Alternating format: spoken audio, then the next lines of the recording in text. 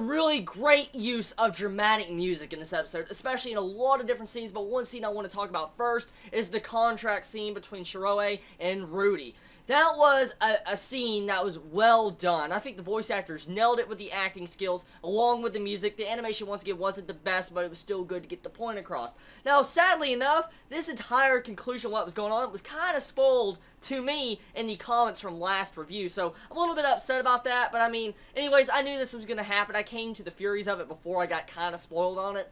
But I felt like this was a really good outcome of the episode, finding out that Shiroe is broken the rules of the world. I mean, he's using new magic that he wrote himself into a book and different scribes and stuff and pieces of paper, which is really cool to see because now it opens up an entirely new level of discussion and theories on this series. So each different, profession and ability, side ability, can actually be used to do something that normally the game was never able to do. I mean, we've seen many instances of this, like the steam train, building a boat. We have seen the aspect of making food that's delicious with their cooking skill. So I'm curious what other type of aspects later on will it be able to accomplish.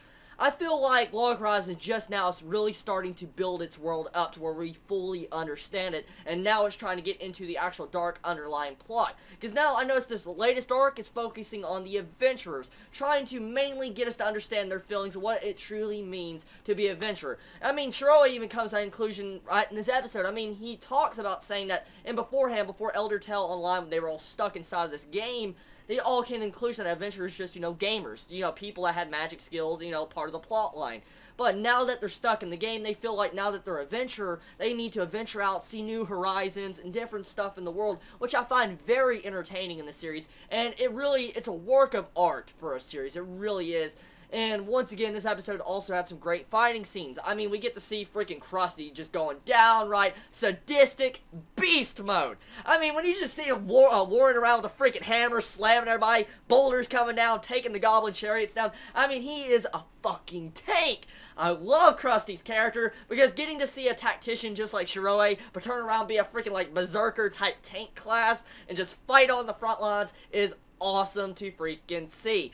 Honestly, Log Horizon usually is not good with its actual battle scenes. It doesn't have a lot of them, but when they actually really want to focus on it and have some really good development with it, they know how to do it. And I feel like the actual animation studio that's actually animating this series is doing a really good job on it. I mean, it may not be the most high quality of animation ever animated, let alone in this season, but I feel like Log Horizon, it's just a really good series that I love to see because I love the different aspects of the way the world is being built towards. I mean, now that we're finding out that Shiroe is starting to get really in depth with the game and trying to actually feel like this is his new world. He's not really trying to find a way to get out of Elder Tale Online, which is really confusing. I mean, you feel like if you're stuck in another world, okay, like a gaming world, wouldn't you kind of want to get out of it if you were trapped there? But I mean, in logical conclusion, some people might, say, you know what, I want to stay here for the rest of my life. But I mean, many things I have with the series and many things I question is exactly what is going on in the real world. I mean, we haven't seen anything what's going on in the real world. I mean, is her entire body sucked into this game?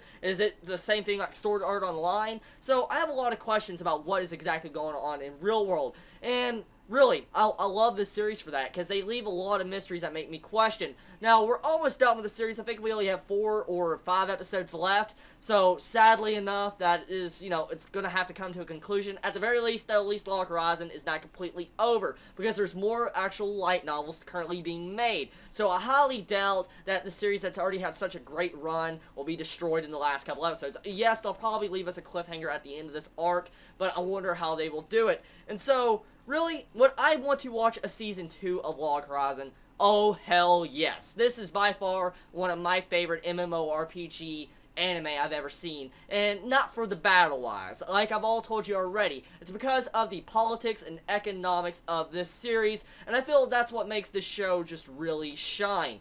And so, really, looking forward to the next episode. I'm just so curious what's going to happen now since we got the freaking nice good romance moment between Isuzu and Rudy. Oh, man, I'm so happy Rudy didn't die. I knew he kind of wouldn't have died since the last preview of last episode, but finding out that he's truly alive now, he's 100% adventurer, and we get to see the emotional thinking trying to save him. I feel like this episode had a really good conclusion point, even though it was kind of obvious what would happen this episode.